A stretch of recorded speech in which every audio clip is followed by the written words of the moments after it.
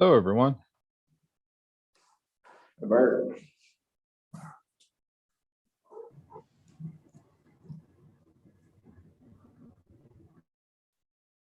Figure what, we'll give it a minute, another minute or two, Derek. That sounds good. I keep looking for Jackie, thinking she's going to pop up, or Brendan, and I haven't seen either yet.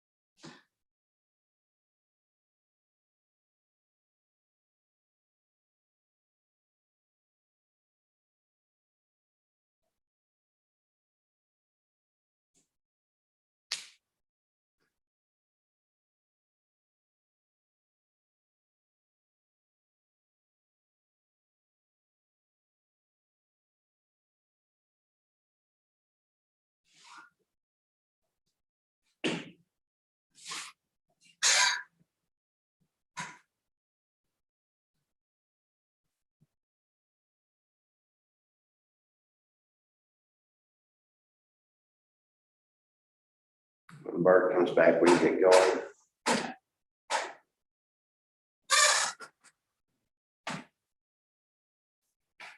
Okay, Bart, before we get started, Roger's out tonight, but we have Peyton with us, works with him, and she will go through the protocols before we start tonight's meeting. Well, hello, good to meet you. Hi, good to meet you too. So, welcome to the Parks and Recreation Advisory Board meeting. I'm Peyton Williams. I'm here with Derek Rogers. I have a few housekeeping items for the Zoom meeting tonight. This meeting is being recorded and broadcast on the city's YouTube channel. During the meeting, please mute yourself by clicking on the microphone icon located in the lower left-hand side of the Zoom menu. This is also where you can turn on your camera on and off. For purposes of this meeting, please keep your video on during the meeting. Please remember to state your name and title each time you speak for the benefit of those participating remotely. And with that, I will turn the meeting back over to Chair Bart Littlejohn. Well, hello, everybody. Thank you for coming and showing up. I'd like to go ahead and call this meeting in order. And I'd like to go ahead and get us started right away. If you haven't had a chance yet, please, gotcha. Thank you. If you hadn't had a chance yet, please go ahead and try to review the minutes from the last meeting. I will let you know, Derek, I went ahead and tried to pull them up as well online. I don't know if anybody else had any trouble, but it asks for a password. Okay, I have not heard that till now, so I'll take a look at that. Wow. To review the minutes in PDF or HTML? Either one, I think. Okay.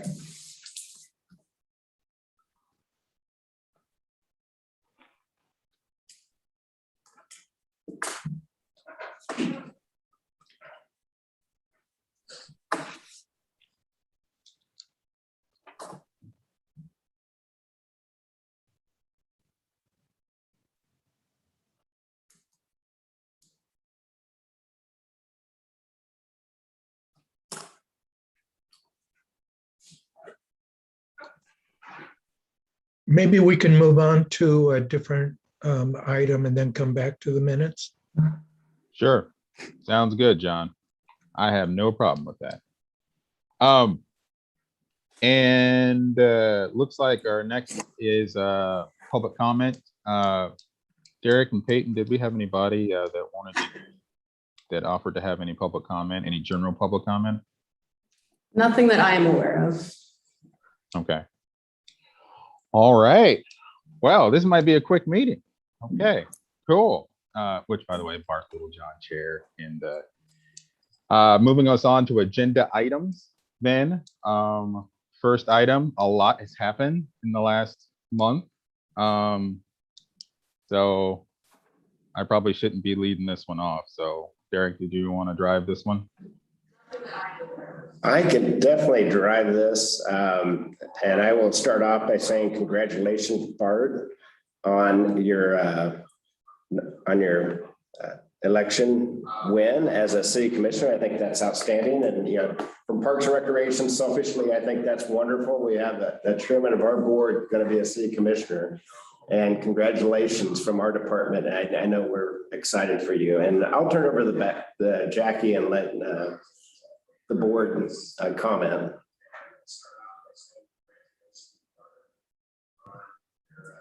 Jackie Becker, Vice Chair. I just would also like to express my congratulations, Bart. And anyone else has anything else to comment on, of course, please do. In regards to our new city commissioner. This is Val, Renault board member. We'll miss you, Bart, but you go on to do good things. So, and you clearly will take this perspective. This is Kat Phillips, board member, and I too will miss your presence, Bart. Your humor is rich. As I mentioned before to you, good luck with the length of meetings. But yeah, it has been a pleasure, and you've been a wonderful leader, and I appreciate your continued service to our community. Bart, this is John Nalbandian. I want to add my congratulations and let me know if there's if I can assist you in any way.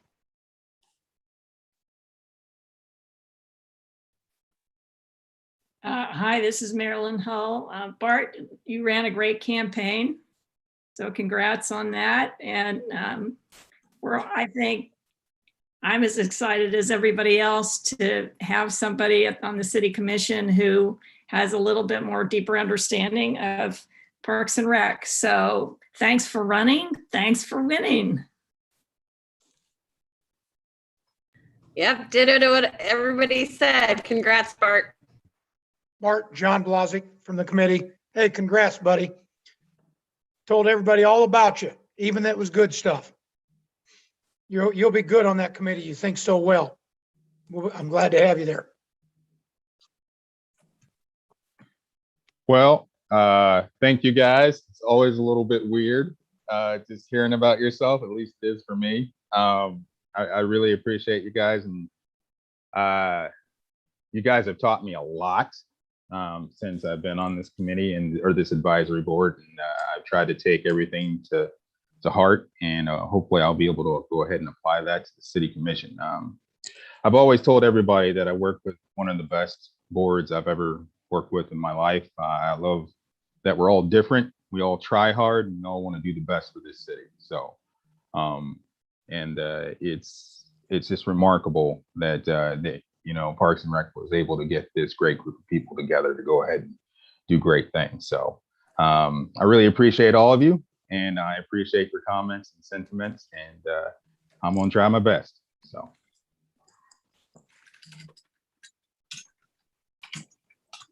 Derek, do we have anything else, or? I was logging in the iCompass, and I'll have the minutes up. I'll start off. Or Mark, can you pull up an iCompass and get to the minutes while I'll start on the first two items? First off, I want to let everybody know that we did hire an assistant director for recreation. We're excited to let everybody know that Lindsay Hart will be starting with us October 22nd, will be our first day. A little bit about Lindsay. She's got 17 years of experience. She has worked in Leawood, Lenexa, and Olathe. She has also done a lot with aquatics and special events. She was a recreation superintendent at Lenexa, and she was a rec program manager when she was at Olathe. Lindsay is a member of the KRPA and NRPA. She received her bachelor's degree from K-State. Can't have everything. She's also a graduate of many training programs, and some of these include the Leadership Intensive Program, Tomorrow's Leadership Institute, Revenue and Development Management School, all through KRPA, as well as the leadership in Lenexa. Her passion for public service and experience skills would be a great addition to the department. She's an excellent communicator, and I'm really looking forward to having her as part of our team. And I know our staff is too, so can't wait.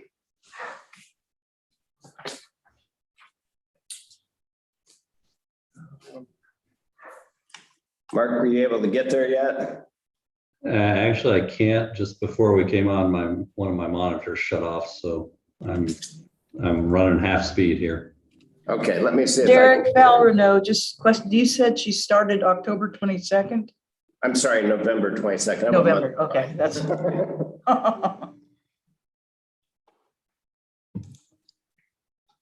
Yeah, it's not liking me on the login. I can have Roger send that out, or if I can get in there later, I'll see if I can't get in the iCompass. Not quite sure why I can't. Any questions about Lindsay or comments? And if not, I'll move on to this third item, which is the Winter Emergency Shelter Program. If you've been following in the news or the city commission, we started the program November 1st. It was the first night where the general world's temperatures dropped below 35 degrees. First night, we didn't have any takers. We did have plenty of staff. We were well equipped to use the community building gym floor. I'm impressed by the supplies and the planning that's gone into this. The second night was city commission night, another night that was cooler. I think we had 2 or 3 people that did spend the night that night. And I believe the second night or the third night, we did have a couple, and then the temperatures warmed back up. Looking at the weather, I don't think we'll see a dip until maybe Thursday night, November 11th. And then so far we've had a pretty mild November, which is good. We have volunteers ready to go. We have staff ready to go. The city commission altered the ordinance, I believe, to allow, instead of 40 people in a square footage over 3,000 square feet, to allow for 75. That allows for 113 square feet per person on a gym floor. I believe they start opening the doors around 7:30, 7:45 for the public if they'd like to come and use it. They have a mat for them, blankets, pillow, some simple stuff. Lights go out at 10 p.m. The individuals will get up at 6 a.m. and then they'll be moving on at 7 a.m. Just looking back at Camp Woody, I think a lot would be heading to breakfast over at Jubilee Cafe or other places. If it's still cold during the day, when we get into the middle of winter, anybody, to include the homeless, are welcome in any of our rec centers to warm up and they need to get out of the cold. What questions does the board have or comments about the winter emergency shelter that I may have missed? This is Marilyn Hull, board member. Derek, are the volunteers getting any sort of training? I've volunteered at a couple of shelters like this in the past, and unfortunately, once in a while, there's a person who's agitated, bordering on violent. And I'm wondering, and when that happened to me, I felt extremely ill-equipped to de-escalate that situation. So I'm wondering if, what supports are in place if one or more of the guests are having a difficult night. Great question. Derek Rogers, Lawrence Parks Recreation. Staff will get de-escalation training through Bert Nash. We have also offered the training up to everybody in Parks and Recreation. It's a great tool to have in your toolkit, whether you're just day-to-day business, working at a pool, at a rec center, something always happens, and it's good training. We also have, besides the volunteers, we have some of our staff that will be available, and we have mil-spec security just out and about around the facilities. the sign up program, if you signed up for the program, you should have a space for the duration of the program. So if you signed up and you're in there, the next night you come back, you've always got a place in line. You don't have to wait in line. Am I going to get in or not get in? And then there'd be a number assigned to your mat, your blanket, your pillow. So you're always using the same one. But let's say you have an individual in the middle of the night that has some kind of disturbance or episode that does require them to be to leave the building, if that's what the case can be, if they can't settle down or they can't get whatever issues under control, then once they're out of the building, they may go to the back of the line for the sign up to get back in. So there is a reason to be on good behavior instead of, well, you'll just let me back in tomorrow night. But yeah, I plan on being there for a few nights because I just want to see how, you know, if something happens and somebody can't sleep in the middle of the night and they're keeping everybody awake and everybody's ready to vote somebody off the island because they snore or whatever the issue is. How does staff and the volunteers deal with that? So our goal is to make it successful in any way we can. So Bart Littlejohn, Chair, Parks and Rec. I'm just wondering, would some of the lessons learned from Camp Woody last year be applicable to what we're going to do with the winter shelter? I would hope so. I mean, that could prove as a testing ground, and hopefully we can go ahead and accelerate our learning curve on that a little bit. yeah, absolutely. Derek Rogers, Lawrence Parks Recreation. Mitch Young, who set up the initial camp of Camp Woody over at Woody Park, and Stephen Mason. Stephen hired the staff who helped run that. And then we have another one of the staff that works for us as a part-time individual is coming back that also worked Camp Woody. So they have a lot of experience with that and the knowledge and what worked well and what can be applicable to this situation. This is Pat Phillips, board member. Derek, when you talk about staff, you're referring to recreation staff, is that correct? Park and recreation. Mitch is a park supervisor, and Stephen Mason is the facility programmer at East Lawrence Center, and who also stepped up last year. And even though he was scheduling the employees at Camp Woody, he spent a lot of nights there when people didn't show up for the shift or they needed to be off. Yeah. And you talked about the training, which I think is real important for all staff to have as far as de-escalating. That can happen in the daytime with kids, you know, playing basketball. But I was curious, the staff that is going to be doing the overnights, was this something that they volunteered to do, or is, you know, because it's obviously extended out of the job description? Great question, Derek Rogers, Lawrence Parks and Recreation. The ones that are really leaning forward are the ones that wanted to do this. Nobody is being forced to, hey, guess what, you got to do this. They want to do it. They see themselves as part of the community, and this is part of community building. And I see it as it's greater than the role of just a job. This is their role as a city employee, a Parks and Rec employee. Yeah, well, I commend them on that. Thank you.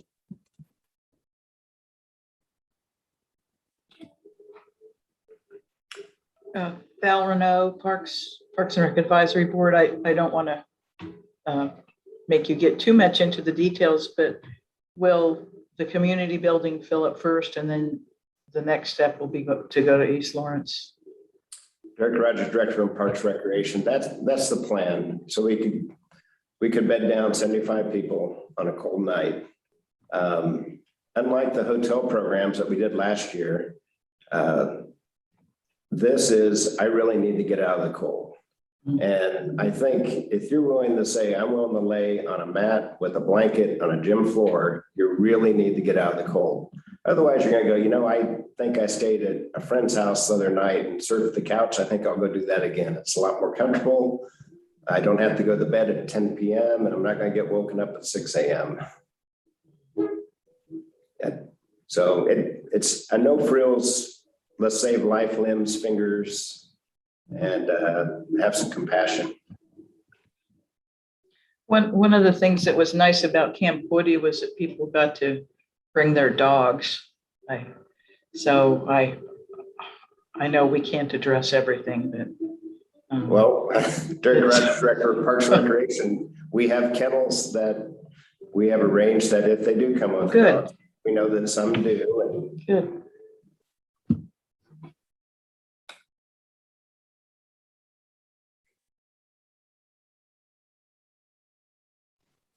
All right. Do we have any further questions for Derek on the winter emergency shelter?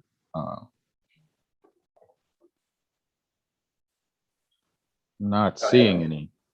just a real broad comment. I've got to commend the whole department. The park side did a lot with making sure that we had smoke alarms in there. They looked at exits. They looked at how we secure things, how we clean things. It's not just scheduling some folks and getting volunteers in there. It is a whole department team effort. There's so many pieces of it. We're great at managing facilities and programs. So there's some of the stuff we excel at, but I must commend the whole department for pulling together to make this plan work. And to sum it up, I would as well. I think the board feels the same way, and you guys go above and beyond, and you know what the job calls for to go ahead and provide for this community. So I know I speak for the board when I say we all commend you guys.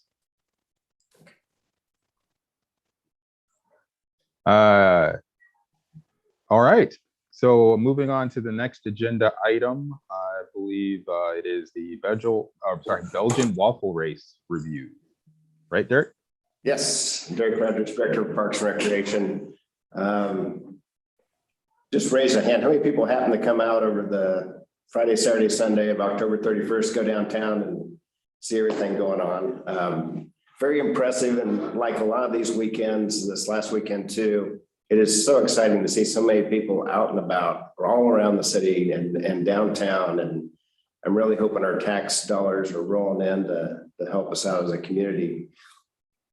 And we did an a hot wash after actions discussion with the multiple agencies about this event.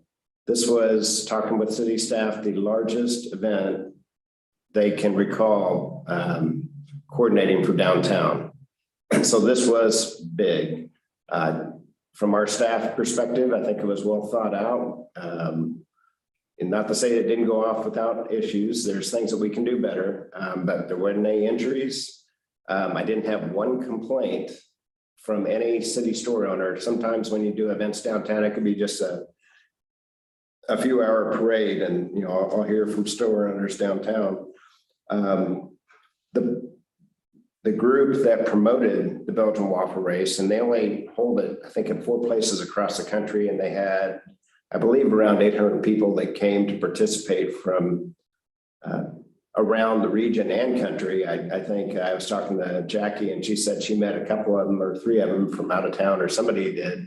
They're from out of state, fairly far away. But one of the things that the organizers did was, I believe they spent $10,000 to $12,000 in gift cards that could only be used in downtown Lawrence by participants. That's huge. That's fantastic.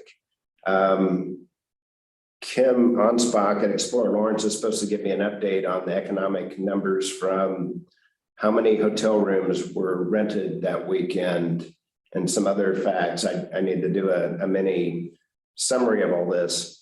What are some of the things we could have done better? Detour signs farther out. If you're coming from East Lawrence or south of Lawrence, it was really difficult if you're trying to go to North Lawrence around noon. Around City Hall was locked and detoured, and I believe the streets were closed at 8, so you had to go down around the 9th to get on Kentucky. The lights could have been synchronized, either flashing orange or timed differently. I've heard some complaints about waiting. So we talked about things we can do better next year. So overall, though, I think, and as a city, we think that it was a very successful a weekend, a great event. We're excited to have these events going. Kansas Half Marathon's coming up November 14th, getting close to that one. With that, I'll open up for any questions anybody might have about that event. This is Amber Nickel, board member, and I just wanted to comment. Marilyn and I were down there on Saturday as flat board members, and I was pretty much there all day Saturday, and it was so much fun. Tons of people from California, tons of people from Utah, and all over.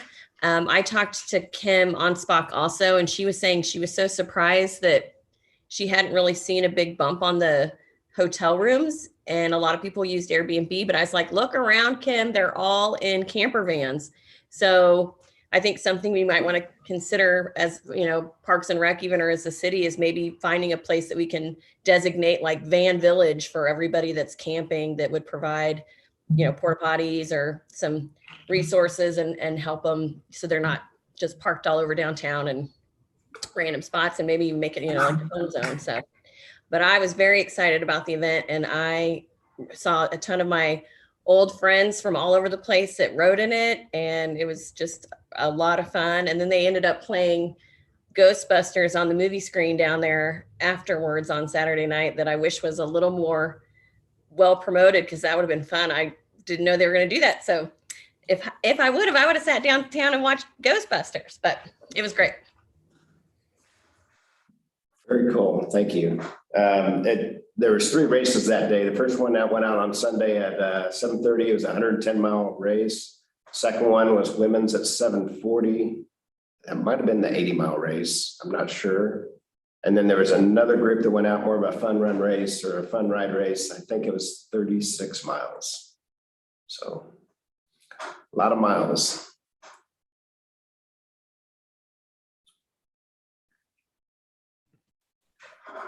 Now,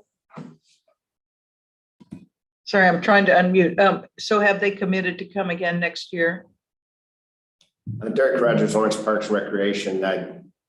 I've just been in conversations with Mike Logan downtown, and I can't remember if it was Joe Smalls or Dan Hughes.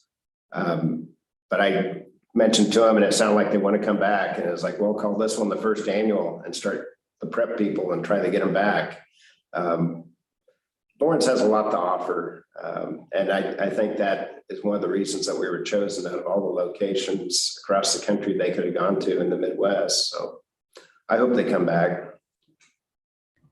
Amber Nickel, board member, I'd like to add, I think something that was really a lot of fun being in that, in our information booth, was a lot of people that traveled with the racers were looking for easy ways to go on a bike ride. And so the loop was a very popular discussion about how they could hop on and get all around the city. So that's a great amenity for them to consider when returning for this race.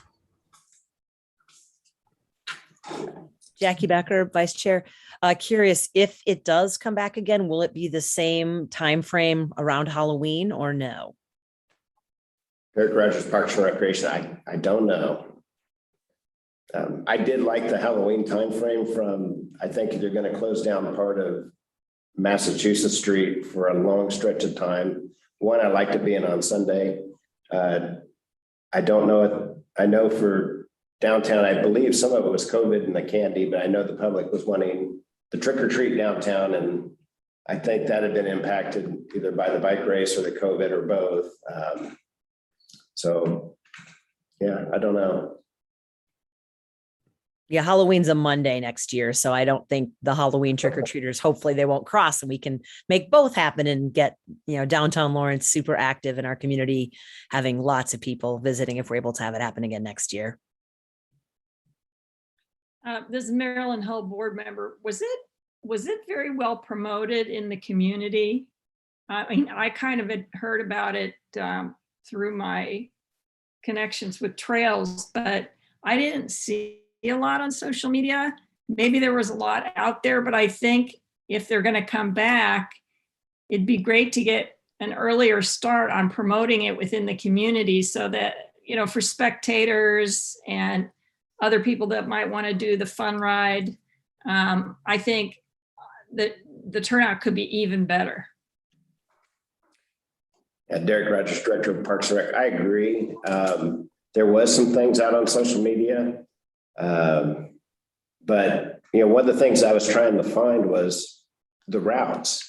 And I didn't get the routes until I think Sunday morning that I finally saw the bike routes they were going to take. From a city staff perspective, I think that's one area we could do a better job of promoting what impacts the closures of the right of way will have to the general public.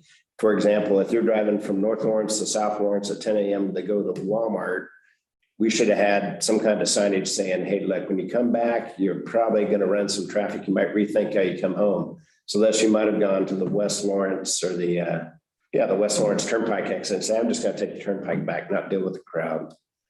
But I agree. I think a better promotion marketing would have helped.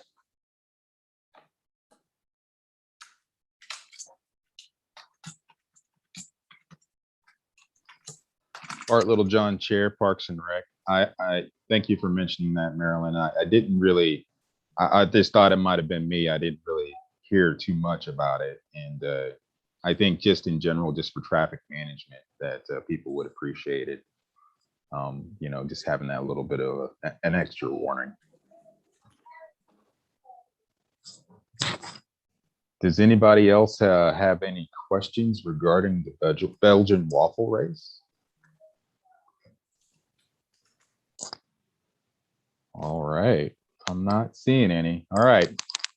Well, thank you guys for helping put on a great event. Hopefully we'll get them back next year and it'll be even bigger and better. So. All right. Do we have the minutes available so that the board could review them if possible? If we can bring back agenda item B.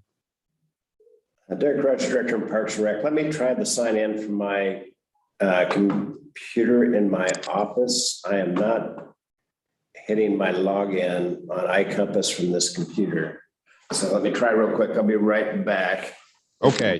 Yeah. And if it takes a while, don't worry about it. I don't want to hold this up. I can keep us moving and maybe we can revisit it at the end. So. Bart could go with updates and let me go see real quick. Okay.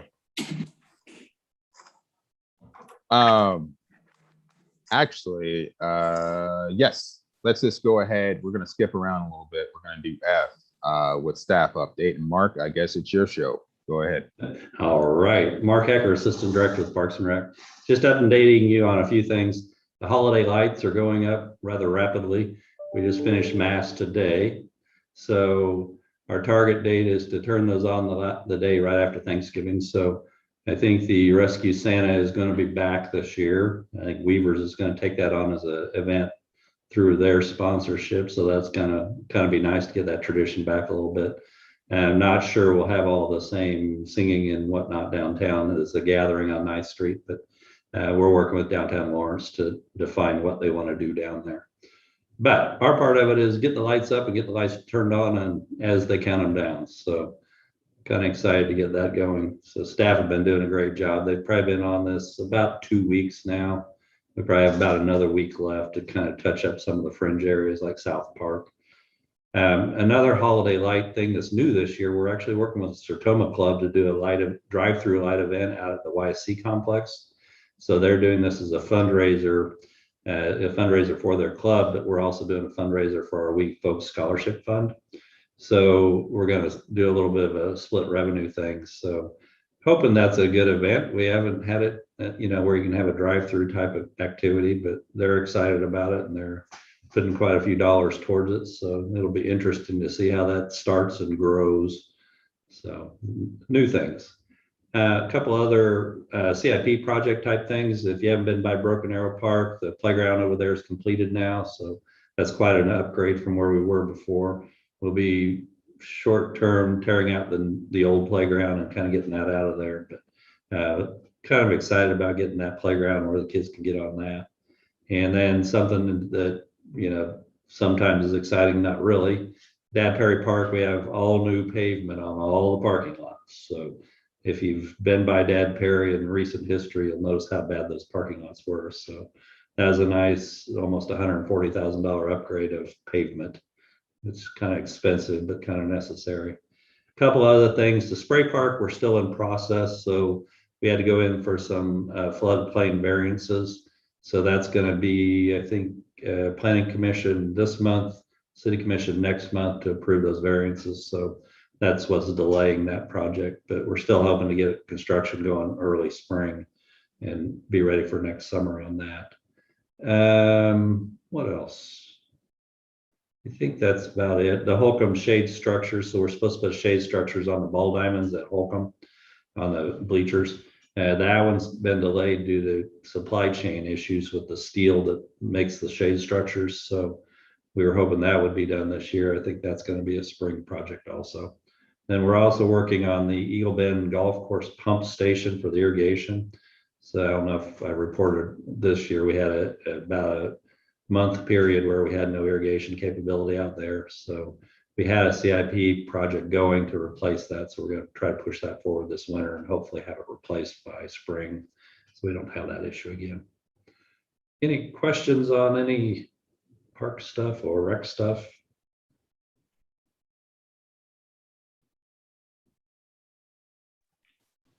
Jackie Becker, Vice Chair. Just a couple of small questions.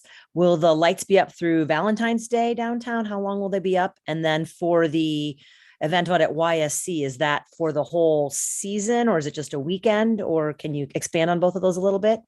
Yeah, the downtown lights, that's been our history, is we'll go to Valentine's Day on the downtown lights. So we'll probably keep that going.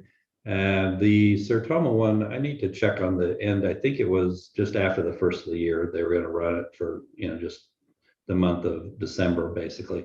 I'll have to get the end date on that, but because I'm not real sure what they had exactly planned, but they're looking for a full month of just everybody stopping by and seeing the lights out there. So Bart Littlejohn, Chair, Parks and Rec. Regarding the Serotoma joint project with Parks and Rec, I think that's a great idea. I've seen something similar just with the Arboretum down in Johnson County. And since it's so close to the Arboretum out there anyway, I can potentially see that growing, you know, having, because that trail like connects them so that people can kind of wander through and see the lights that way as well. yeah, Mark Hecker, Assistant Director. Yeah, when we started talking with them about it, we were trying to figure out places where you could basically have a controlled access point, drive through and exit. So, yeah, we talked about Broken Arrow Park, but it was a little too close to the neighborhood. So I think this will be a good spot. Now, I don't know if any of you have been over to Lake Shawnee and Topeka. They have their campground set up this way. It's a drive-through lights. And yeah, there's a couple in Kansas City also. So I think it's going to be an interesting event that could really grow into something big. Val Renault, board member. You said it's a fundraiser for the scholarship fund. So will people pay when they enter, or it's just a donation some other time? Yeah, there's going to be a fee to enter to drive through. I don't know if they're targeting it as a recommended donation or actually a fee to drive through. But yeah, so it's a dual fundraiser. So the Sertoma Club has some initiatives they work on, and then we said, well, hey, for placing it in our park, let's put some of that money towards our We Folk Scholarship Fund. So, and they were agreeable to that. So it's a little bit of a partnership.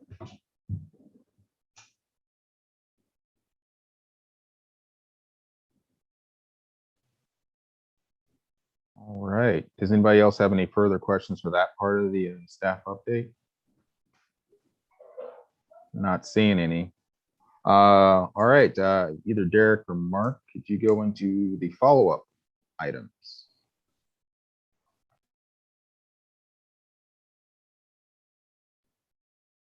Eric, I can't pull up the agenda, so it's all.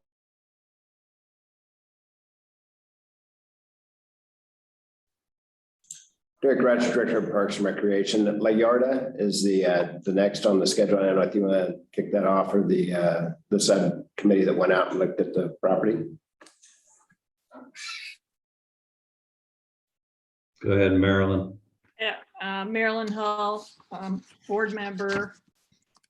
So a subcommittee made up of Val Renault, Jackie Becker, and myself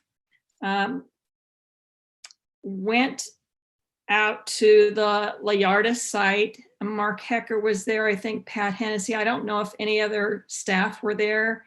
And then there were several people, either who had been La Yarda residents or were descendants of residents or were members of the St. John's Church Fiesta Committee. So it was a great group of people, probably like a dozen people. And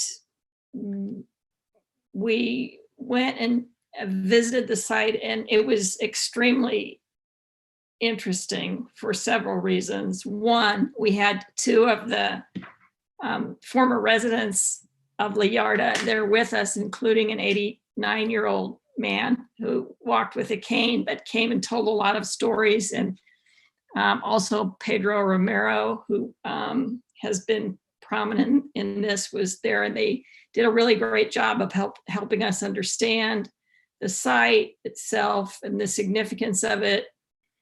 Also interesting was that there was a fairly large homeless encampment right there in that area. I don't know for sure how many inhabitants are actually living there right now, but it looks like it has been a homeless campsite for a long time, and there are lots of sort of temporary walls and other signs of human habitation there. And so that was kind of challenging to see. After the visit to La Yarda, the subcommittee got together by Zoom, and we talked over what we thought, and we came up with some points to share with you. And I'm gonna just read those now, and then we can answer questions, or Val or Jackie can also chime in. The first point that we wanted to share with you is that the La Yarda story is important, not only for our present Mexican-American residents, but for the larger community. And the city should try to be as supportive as possible of finding a way to recognize this history and make it accessible to the public. Point two, so having said that, point one, the site of the original La Yarda is problematic for several reasons. The city doesn't own the property, the BNSF Railroad does. And the railroad would charge significant lease payments if we were to use that site.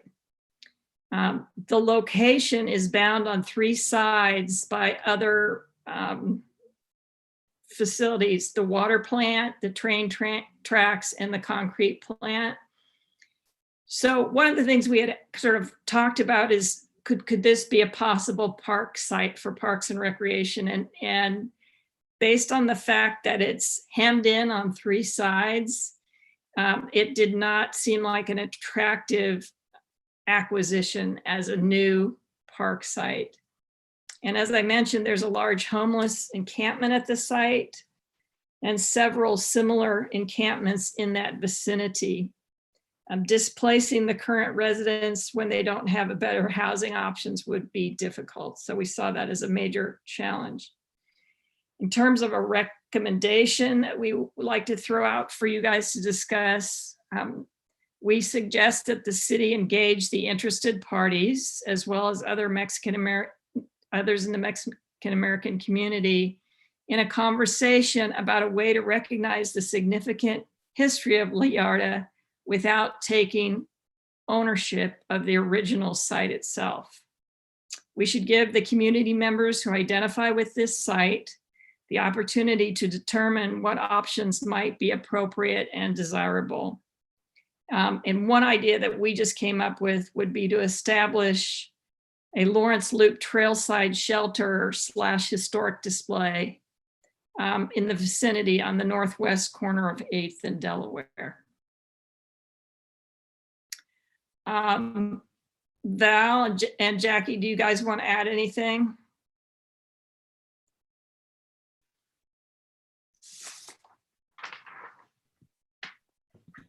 I think, oh, go first, Val. No, I was just gonna say, I think you covered it very well. Yeah, and the other thing that we talked about with Mark was if, in terms of making it a park, that it's a very odd place. You'd have to have a reason to go there. And we talked about the possibility of it being a dog park, which I think people do make a destination. But again, it's back to the problems Marilyn mentioned about the community that's already there and the trees that have grown up, and whether having dogs poop in a historic site is the right way to honor it. So, but it was very interesting, as Marilyn said.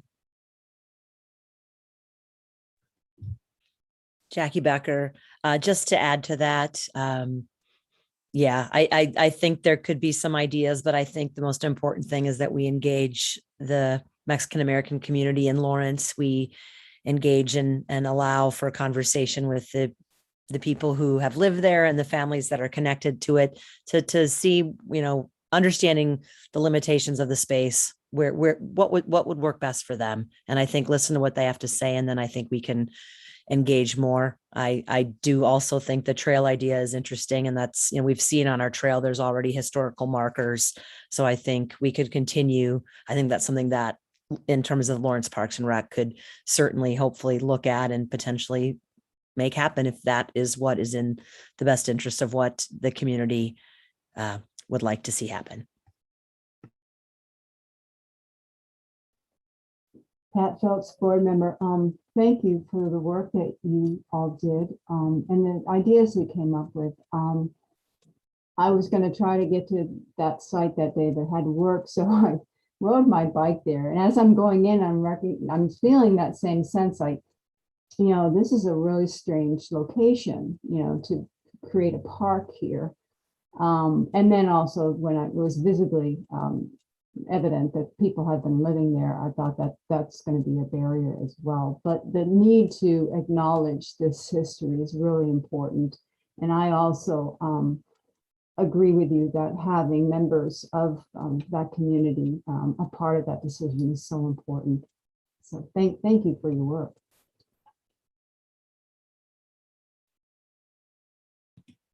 This is Val Renault, and there's the movie link is going to be available next week, I think. So at least that's something that we can make available to the whole board, so everyone can watch the film, which I haven't seen yet either, and take in more information. This is Marilyn Hull. There's going to be a virtual screening of the video. It's about 15 minutes long. I think it's called Searching for Layarda or some such name. And it's really very well done. The documentary filmmakers interviewed a number of people who had lived there. And I went to a screening at the public library, after which they had a Q&A, and there was a really robust discussion among the audience members with kind of indicating a lot of community interest in this. I went to the third showing, and there were probably, John Nalbandian, you were there too, maybe 75 people there. And so this seems to be something that a number of people are interested in. It's not just the few, who are the surviving members. But anyway, so on November 18th at 7 p.m., there's going to be a virtual screening. So if anybody's available at that time and wants to watch it, Derek, maybe Roger could could send out a link, or I know he's done a little correspondence with the board about that. If we could make it easily available to board members to watch at that time, that'd be great.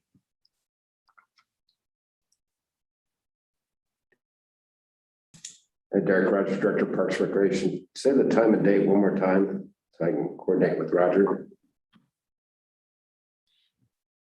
You're muted now. I was last. You're muted, Marilyn. Well, it's also going to be available for a week, she said. Yeah, that's right. 7 p.m. on November 18th, virtual screening, and then it's supposed to be available for a week after that. They're kind of controlling the distribution of this video because I think they have it entered in some film festivals and stuff. So they're not interested in just putting out a public link on YouTube, at least yet. But it's really interesting. If anybody thinks they might even have a little interest, I really recommend seeing it. Any other questions? Mark Hecker, Assistant Director. I can provide a map visual if you guys want to take a quick look to see what we've been talking about. Are we seeing the map? So the area we're talking about is this piece of property here. This is 8th Street. This is the Penny's concrete plant. This is the wastewater treatment plant. There's a container maintenance here for the trash dumpsters. So the Layarda foundations are right in this area. These are the railroad tracks. This is railroad property here. The interesting thing that I didn't realize just looking at maps, this property is actually probably 15 foot below the track level. So it's kind of down in a depressed area. And then, you know, there's quite a few pieces of property here that you have to look at to get the full picture. But the thing we talked about is this is a segment of the Lawrence Loop running along Delaware. It's going on up into Hobbs Park. There's a plan to go here to get over to the Santa Fe Depot, which is here. So if we talked about trying to go in this area, maybe do a historical marker that talks about the property without taking people to the property is what we had kind of talked about as a potential point of interest, I guess. See if I can zoom in a little bit. So this trail will be, the Lawrence Loop will stop right here at the end of this year. And then there's plans to move it on up to Santa Fe Depot through this little piece of property.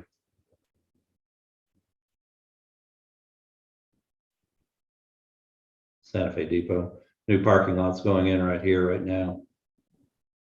Garden for the depot.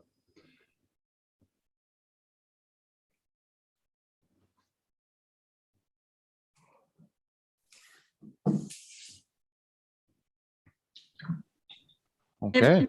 If nobody has any, sorry, Maryland Hull board member, if nobody has any other questions, I think we need to decide how we get back to the folks that took us on the tour. Is that something that the advisory board should do? Is that something staff should do? If we want to make a recommendation that the city find a way to recognize this history, like who do we recommend to? I just want to figure out the logistics of communications and stuff to make sure we don't drop any balls. And Derek Rogers, Director of Parks and Recreation. Trying to think who had the last communication with them. I know I had quite a few with the group early on.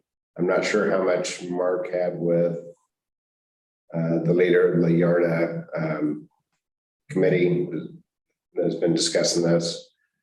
So Marilyn, did your subcommittee talk with them quite a bit in the coordination? Yeah, our contact was Nora Murphy, who is a member of the St. John's Fiesta Committee. She was our sort of go-between, and we arranged the date for the site visit through her. I indicated to her that somebody would be getting back with them. I say that I think they have high hopes that somehow the site will be recovered. So I think this is going to be a little bit of a sensitive conversation to tell them, yes, we're interested in the history. No, we're not interested in the site. So how do we communicate that? And Derek Rogers, Director of Parks and Recreation. Our staff can reach out to them and let them know that, and then talk to them about the options for the history plaque, things like that. And then we can encourage them to reach out to the subcommittee if they would like to discuss it further from some of your observations. And I think that actually helps when they just don't look at it as the city is just telling us no. I think having more eyes on the property to say it's a cool idea. It's just when you look around, there's obstructions that making this work and a community asset for everyone. It's difficult. Mark, do you have any input or any other thoughts? Mark Ecker, Assistant Director. No, I think that's probably the right approach. I think approach it a little bit slowly, not getting hopes up. So we could talk to them about what we saw and what we see as potential issues and potential things we can do. You know, I think even the group realized the site conditions that were there and potentially the challenges for making it into something without a huge amount of money. So I feel like they seem pretty realistic, but sometimes those change too.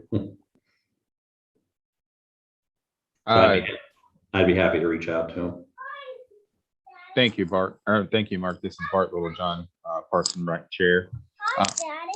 And as well, I would also just probably say as well to have a plan to for that further communication after letting them know about, you know, the viability of the site, just as Marilyn, Jackie, and Val said, just to make sure that we're keeping them in the loop and that they're able to provide that feedback, because you know that the site is integral to, you know, that their history, you know, that they're the residents of La Yarda, so they have a really vested interest in it. So just to make sure you keep that as well, just like the timeline, you know, of how that communication can go and, you know, when to follow up. This is Marilyn Hull. Mark, if you want to, I can send Norm Murphy's contact info if you don't have it. If you want to reach out to her, and you can tell her that if she wants more, I'm happy to exchange emails with her, talk with her on the phone, or talk with her group or whatever. But I think if you get the ball rolling, that'd be great. Mark Ecker, Assistant Director. Yeah, I can certainly do that. I can copy our little subcommittee on the emails back and forth too, just so you can see where we're going and what we're talking about.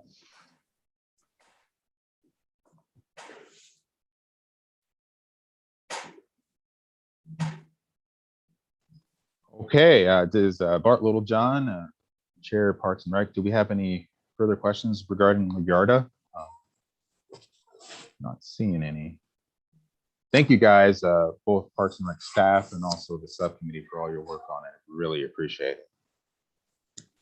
All right, I think that's the next one, the donation policy, right? Derek Rogers, Director of Parks Recreation. I do have a question in the staff. It still shows up as a tracking item for Parks and Rec with the City Commission agenda items. Some of the feedback that we heard was, should it be a city policy and not a Parks and Rec policy? And to encompass it as a city policy is going to take a lot of additional work and staff from multiple departments. So I'm trying to get a follow-up with that. And then is it, or should it be an administrative policy that is approved by the city manager, or should it really be a city commission policy? So still follow-up items on that one.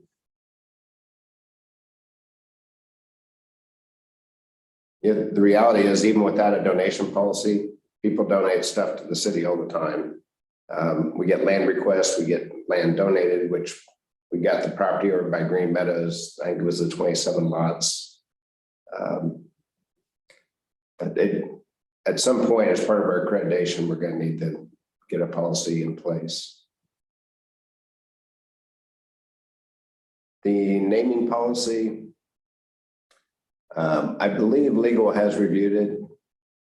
With as much interaction as it has between the advisory board and the city commission, it needs to go on a future city commission agenda item because they're as big of a player as the advisory board on naming parks. So one of the parks that we really need to get named is where the art's flowing by the police station. So staff doesn't have a name for it. The park formerly known as Eisenhower Park, based on roads and locations and things that normally name parks, whether it be a water tower, a train, or what have you. But I think that would be a lot of fun when we get that ball rolling. Diversity and Inclusion Subcommittee update. Our staff liaison added is Gail Signerson. I'm not sure, I know Roger's been working with the group, but I wasn't sure who was on that group. I remember Bart, you were on it. I'm trying to, and Jackie, no, Pat. Yeah, and Amber. Okay, I just wanted to make sure that I had that right. I think everybody knows Gail, and she will be an outstanding resource for the group. And that, the one other thing about the minutes, I tried to get in and it locked me out. I don't know what's up with the password. I'll have to talk with Roger when he gets back. I think it's been a few years since I've had to do this, but at a previous board meeting where we couldn't get the minutes, we rolled those minutes over to the next meeting, which would be in December, which at this point, if there's questions, great. Otherwise, I think we probably need to talk about some of the format and what will be going on at the next December meeting. I'll leave that to you, Bart. Cool. All right. I guess this can be my board item of interest. Just my one passing gift to you all. What's going to happen December when not here? So I guess there'll have to be discussions about an upcoming election and for the new chair, which there would be anyway with the turn of the year, but probably and a new vice chair. So I think Derek, I won't be here, so he'll probably be running that show, right? Derek Rogers, Director of Parks Recreation. I believe, tell me if I'm wrong, but doesn't your commission start time, is it December or January? I'm trying to remember if they got moved from a previous meeting. I think it's the first Tuesday of December. Yeah. So it's December 7th. So the protocol would be that Jackie. Yeah. Would I be able to make it? What is this not my? Wait, no, it's the second. It's the second Monday, so it would be the week after. Yeah. So Jackie Becker will be running the December meeting, and we'll work with her behind the scenes to get everything organized. Jackie, it's my gift to you.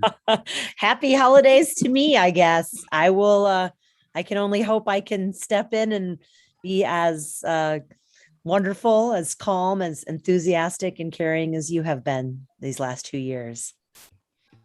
Oh, thank you, Jackie. I know I paid you to say that, but I really do appreciate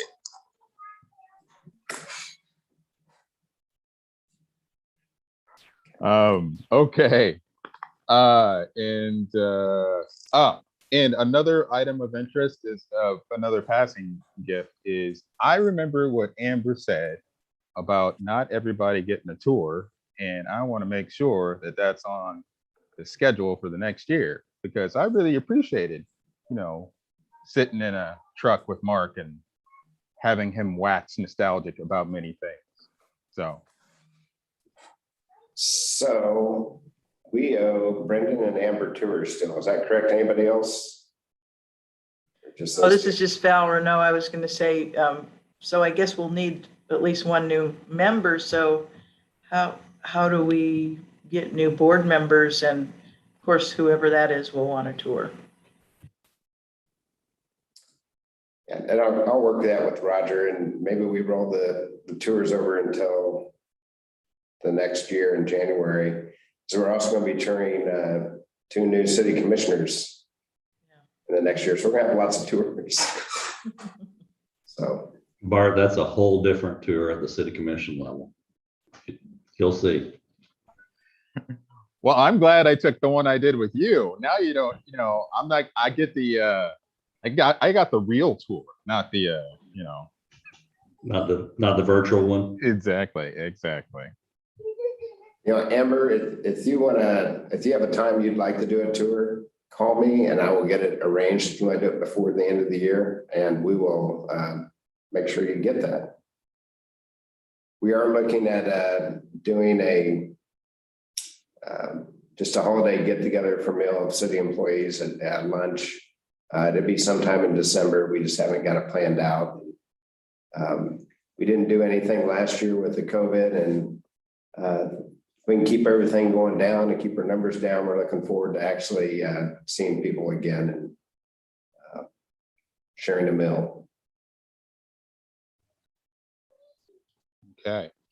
And as well, Bart Littlejohn, Chair, Parks and Rec. I didn't want to monopolize. Does anybody else have any items of interest? I know we kind of skipped around here a bit, but I just want to make sure.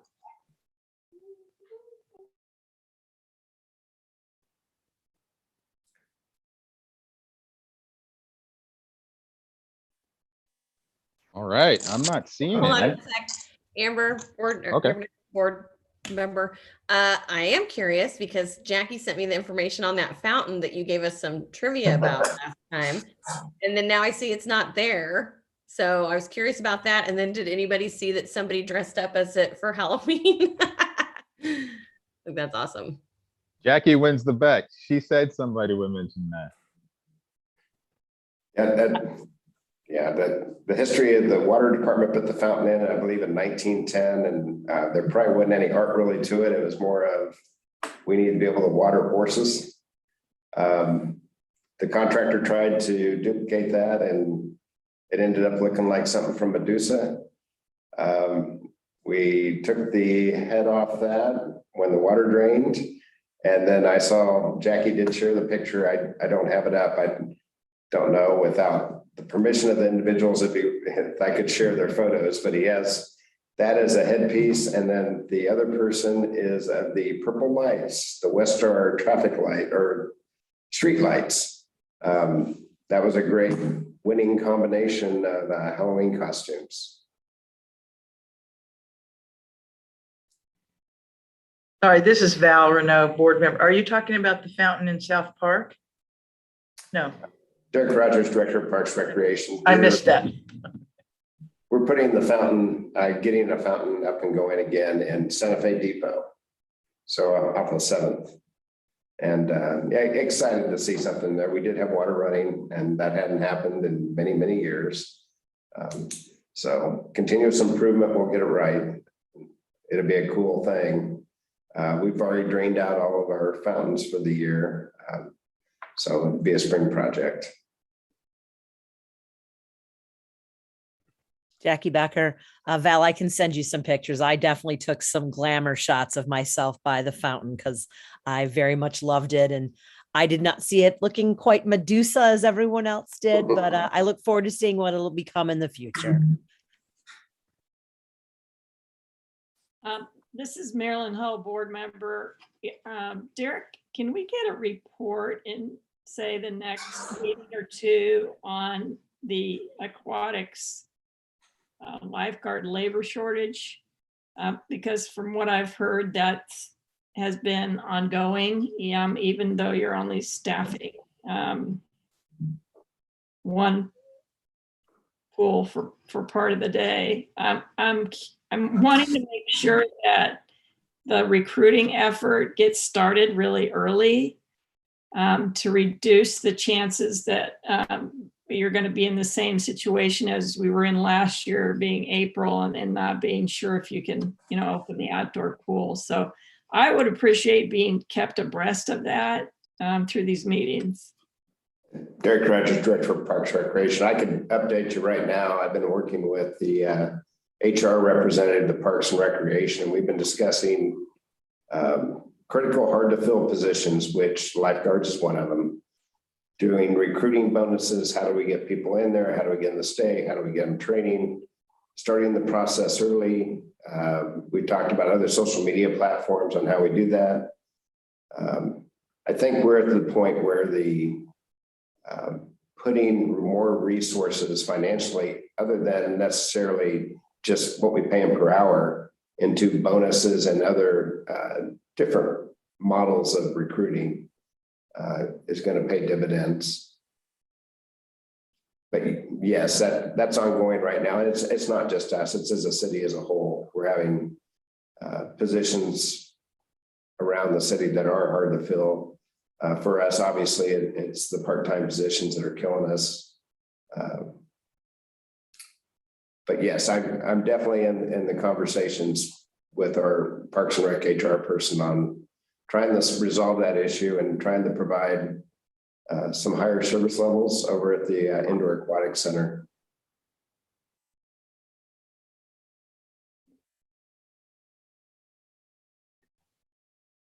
And not only there at Sports Pavilion, Lawrence too. All right. Are there any other Parks and Rec, or Bart Littlejohn Parks and Rec Chair? Is there any other items of interest that anyone might have out there?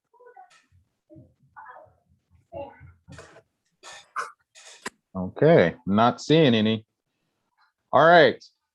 Since, as Derek said, we'll go ahead and table our minutes discussion to the next meeting, move that forward. I guess the last item is our next meeting will be Monday, December 13th at 5:30, and you will not have this face there. So, but I will be here in spirit, and I will be watching, you know. So, I just want to go ahead and thank you guys again for all your help. You know, this is not a one-person thing. This is a group thing, and I'm just was fortunate you guys chose me to be a part of the team. And I want to thank Parks and Rec staff. They are amazing. They're extremely easy to work with, and we are very lucky in this city to have them. And I appreciate all their support as well. So, but that being said, also my son Curtis says hello, and I don't know if you'll have the pleasure of his pop-ins and stuff. With that, I will entertain a motion to adjourn if anyone has one out there.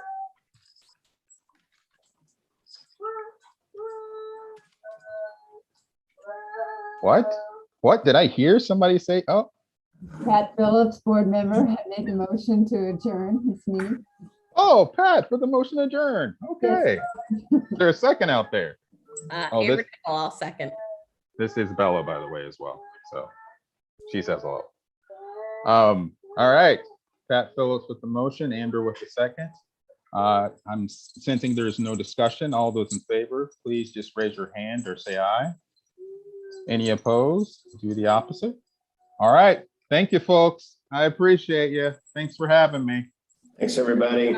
Thank you, Bart. Bye-bye, everyone. Bye, everyone. Bye. Bye all.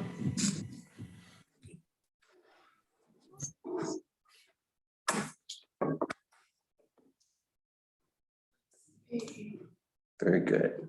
Okay. Awesome. Yeah, I don't know what happened. The iCompass locked me out. I've got to